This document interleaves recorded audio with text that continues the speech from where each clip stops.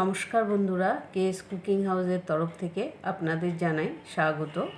আজকে আমি বানাবো ছুটির দিনে ডিনারের জন্য খুব সহজে এবং চটপটা চিকেনের একটি রেসিপি।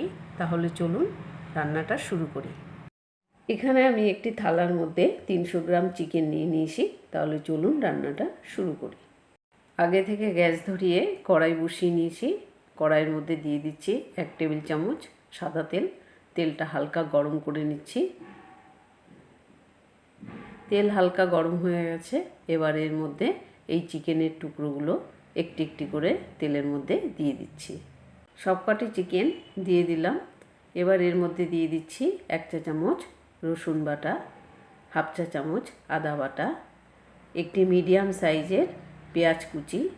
এবার সব কিছু ভালোভাবে মিশিয়ে নিচ্ছি।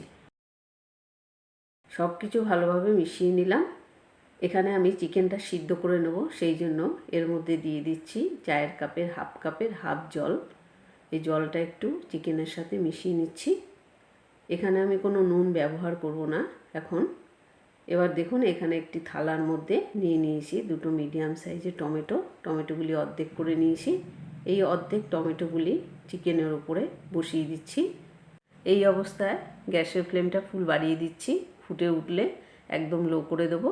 এবারে আমি ঢাকা দিয়ে 10 থেকে 12 মিনিটের মতো সব কিছু ভালোভাবে বয়েল করে নিচ্ছি। 10-12 মিনিট হয়ে গেছে। এবার আমি কড়াইয়ের ঢাকাটা খুলে নিচ্ছি। এখানে দেখুন চিকেন তো হালকা সিদ্ধ হয়ে গেছে আর টমেটো ভালো মতোই সিদ্ধ হয়ে গেছে। এবারে আমি একটি চিমটার সাহায্যে এই টমেটো সিদ্ধের যে খোসাগুলি আছে এই খোসাগুলি একটু একটু করে তুলে নিচ্ছি।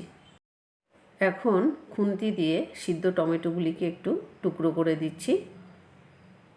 এবার আমি গ্যাসের ফ্লেমটা মিডিয়াম করে দেবো।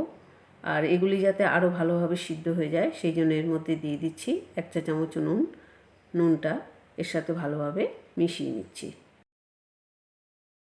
নুন ভালো করে মেশানো হয়ে গেল। দিয়ে দিচ্ছি 3 টেবিল চামচ সাদা তেল।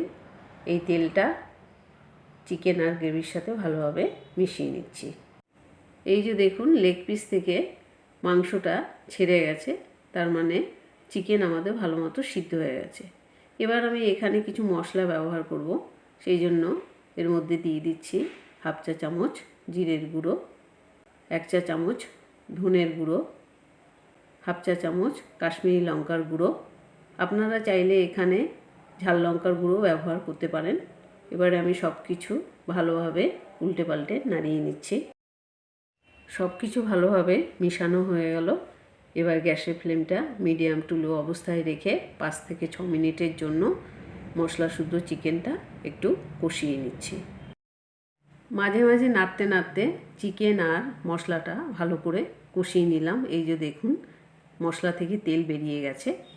এখানে আমি আগে থেকে একটি কাপের মধ্যে 2 টেবিল চামচ টক দই ভালো করে ফেটিয়ে রেখেছিলাম। এই টক দইটা এবার এই চিকেনের মধ্যে দিয়ে দিচ্ছি। আর এই কাপের মধ্যে কিছুটা জল দিয়ে এই টক দই কাপ ধোয়ার জলটা এর মধ্যে দিয়ে দিলাম। এবার টক দই আর চিকেনটা ভালোভাবে উল্টে পাল্টে নাড়িয়ে নিচ্ছি আর মিশিয়ে নিচ্ছি। দই ভালো করে চিকেনের সাথে মেশানো হয়ে গেল। এখানে কিন্তু আমি গ্যাসের ফ্লেমটা মিডিয়াম টু লো অবস্থাতেই রেখেছি। এখানে আমি কোনো ঝাল ব্যবহার করিনি, শুকনো লঙ্কার গুঁড়ো বা কাঁচা লঙ্কা কোনোটাই ব্যবহার করিনি।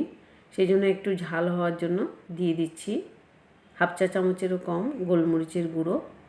আর সুন্দর গন্ধ হওয়ার জন্য দিয়ে দিচ্ছি 1/4 চামচেরও হাফ গরম মশলার গুঁড়ো।